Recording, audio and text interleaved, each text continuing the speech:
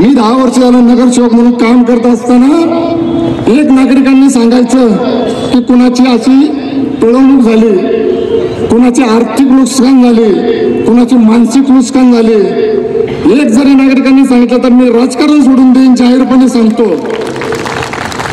मी पण एक प्रायव्हेट कंपनीमध्ये 25 वर्ष नोकरी केलेला काही कामगार आहे. आपल्या परिसरामध्ये सर्वसामान्य 1 गुंठा अर्धा गुंठा घेऊन सर्वसामान्य कामगारांनी घरं बांधतात आणि त्यांची जर पिळवणूक करायची असेल, त्यांच्याकडून जर पिळवणूक करून पैसे खात असतील त्याला जनता कधी माफ करणार नाहीये. या पिंपरी शहराचा खरा विकास केला असेल तर राष्ट्रवादी काँग्रेसने केलेला आहे. या पिंपरी शहरातले रस्ते जर बघितले तर असे प्रशस्त रस्ते झालेले आहेत. कमीत कमी 150 किलोमीटरचा BRT रस्ते झालेले आहेत. त्याच पद्धतीने चांगल्या प्रकारचे ग्रे सेपरेटर झालेले, उड्डाणपूल झालेले आहेत. त्याच पद्धतीचे चांगले वैद्यकीय सेवा आहे. वायसीम सारखं हॉस्पिटल प्रशस्त आहे, त्याला जोडून जिजामाता हॉस्पिटल आहे, तालेरा हॉस्पिटल आहे. अजितदादांनी अर्थमंत्री उपमुख्यमंत्री असताना त्यांच्या माध्यमातून या शहराला कमीत कमी 2 ते 2.5 हजार करोड रुपये आपल्याला या शहराला मिळून दिलेले आहेत. म्हणून या शहराचा खरा विकास झालेला आहे. आपण सर्वसामान्य नागरिकांनी विकासाला साथ दिली पाहिजे.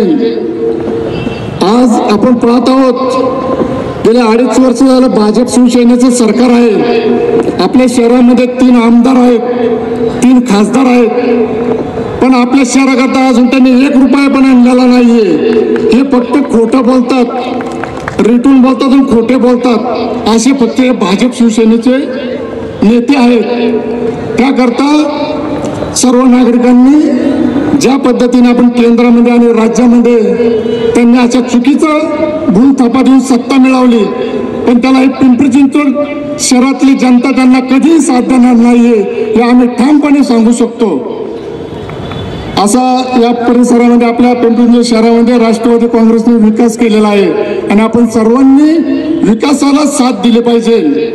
ज्यांनी विकास केलाय तर आपण येत्या 21 तारखेला राष्ट्रवादी काँग्रेसच्या घड्याळाच्या चिन्हासमोर बटन दाबून आपण या ठिकाणी परत राष्ट्रवादी काँग्रेसलाच निवडून दिलं पाहिजे. गेली 21 दिवस मी महाराष्ट्रभर जिल्हा परिषद, पंचायत समिती आणि महानगरपालिकेच्या प्रचाराच्या निमित्तानं फिरतोय. 16 तारखेला पहिल्या टप्प्यातल्या जिल्हा परिषदेच्या निवडणुका झाल्या. मागच्या नगरपालिकेच्या निवडणुकीसारखं जर लगेच दुसऱ्या दिवशी निकाल या ठिकाणी जिल्हा परिषदेचा घोषित झाला असता तर 16 तारखेला झालेल्या मतदानाचा निकाल 17 तारखेला लागला असता आणि उर्वरित महाराष्ट्राला कळालं असतं की या ठिकाणी राष्ट्रवादी काँग्रेस पार्टीची लाट कशी निर्माण झाली.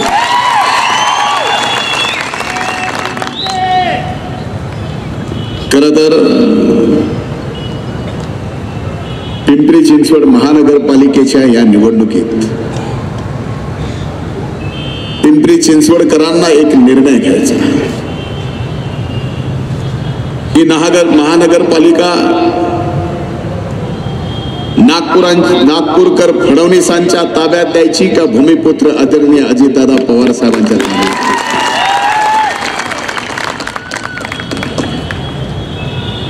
एक काळ होता भारतीय जनता पार्टी काही वर्षापूर्वी पिंपरी चिंचवडमध्ये आली,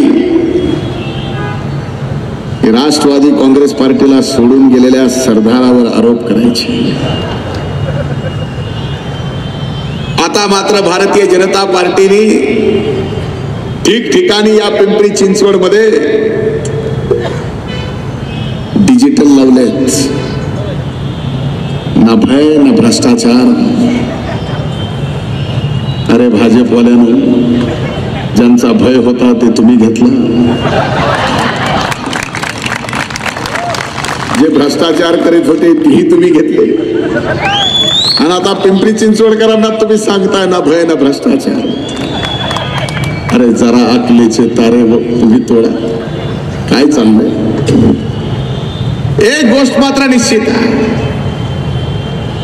खरं तर या महानगरपालिकेच्या निवडणुकीत इथं भाजपचा कुठलाही नेता ज्यावेळेस प्रचाराला येईल त्यावेळेस त्या भाजपच्या नेत्याला सांगावं लागेल की 2.5 वर्ष झालं तुम्ही राज्याच्या सत्तात आहात, 3 वर्ष झालं तुम्ही केंद्राच्या सत्तेत आहात.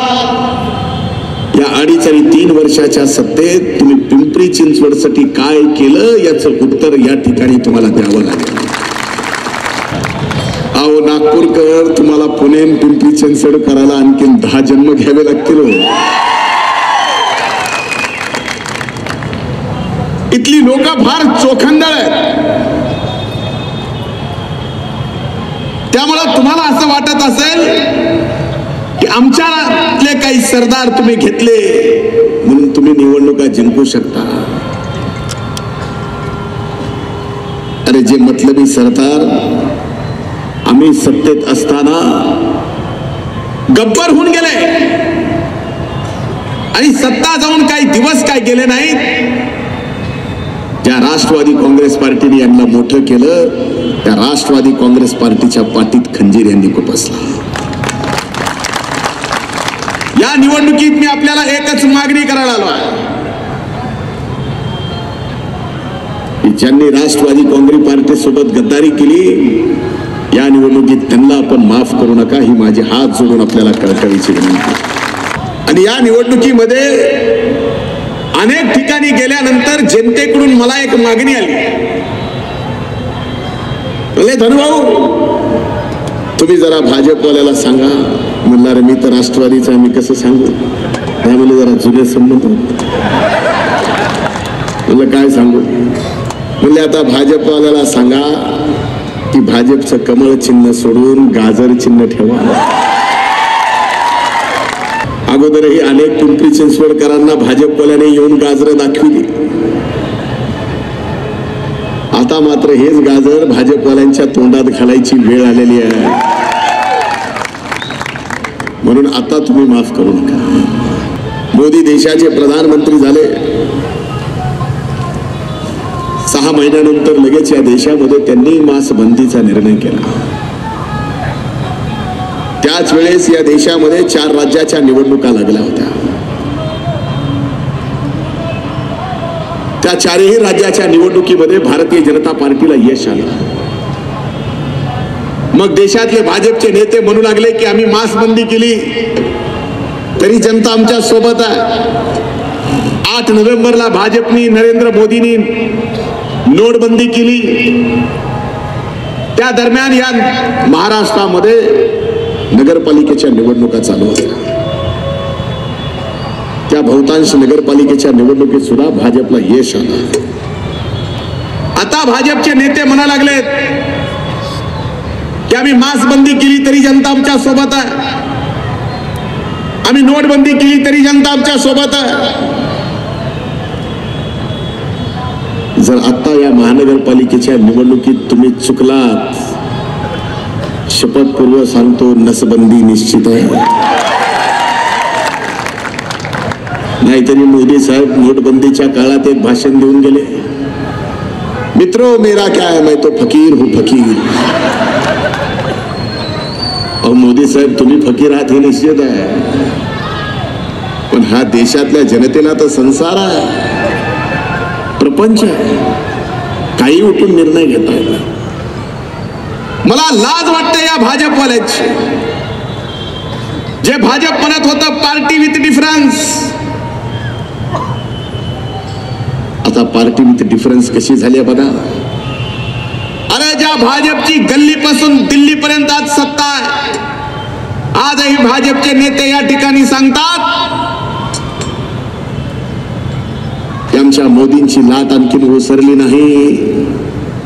आज त्या भाजपवाल्यांना पिंपरी चिंचवड आणि पुणे महानगरपालिका जिंकण्यासाठी गुंडांची साथ लागते, याच्यासारखी वाईट वेळ दुसरी कुठलीच येऊ शकत नाही. वारे पार्टी विथ डिफरन्स. आता येरवड्या जेल मधले सुद्धा गुंड वेगवेगळी चर्चा करायला लागलेत. कैदी एका जेलरने मला सांगितलं म्हणजे आमच्या जेलमध्ये 2 कैदी अशी चर्चा करत होते. एक कैदी म्हणला, अरे आयुष्यात फार गुन्हे केले, फार वाईट वागलो, अनेक वर्ष जेलमध्ये काढले, आता मात्र सजा संपली की मी काशीला जाणार आहे आणि गंगेत बुडून पवित्र होऊन हे सगळे धंद सोडून एक चांगलं जीवन जगणार आहे.